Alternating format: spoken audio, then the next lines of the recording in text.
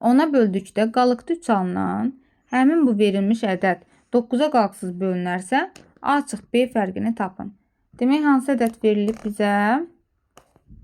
8B yazaq. Bu 3 rəqəmli ədəd 9'a qalxsız bölünürsə, demək, rəqəmlər cəmi 9'a bölünməlidir və 10'a böldükdə qalıqda 3 alınırsa, demək, bu B 3 imiş. Çünki sonu 0 ilə bitən ədədlər 10'a bölünür.